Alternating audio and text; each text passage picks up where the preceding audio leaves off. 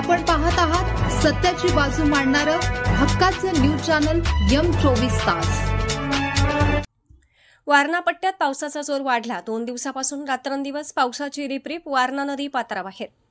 वारणा पट्ट्यात मागील 3-4 दिवसांपासून पावसाची रिपरिप सुरू आहे। यामुळे वारणा नदीच्या पाणी पातळीत वाढ झाली आहे। चांदोली धरण परिक्षेत्रात पावसाचा जोर वाढल्याने शिराळा व वाळवा तालुक्यातील वारणा पट्ट्यातील ओढे नाले व छोटे बंधारे तसेच ऐतवडे खुर्द तालुका वाळवा येथील वारणा नदी दुथडी भरून वाहत आहे। सध्या पाण्याचा विसर्ग पुलाला घासून सुरू आहे। सलग 2 दिवसापासून सुरू असलेल्या संततधार पावसामुळे शेती कामात सुद्धा अडथळा निर्माण झाला आहे। कोकण किनारपट्टीला मुसळधार पावसाचा इशारा देण्यात आला आहे। आणखी 2 दिवस पावसाचा जोर असाच सुरू राहिला तर पाणी पातळीत झपाट्याने वाढ होऊन ऐतवडे खुर्द येथील वारणा नदीचे पूल पाण्याखाली जाऊ शकते। ही नदी सांगली कोल्हापूर जिल्ह्याला जोडणारी मुख्य दुवा असल्याने पूल पाण्याखाली गेल्याने कोल्हापूर जिल्ह्यातील निलेवाडी वारणा नगरकडे जाणारी वाहतूक बंद, त्या गावांशी संपर्क तुटणार आहे।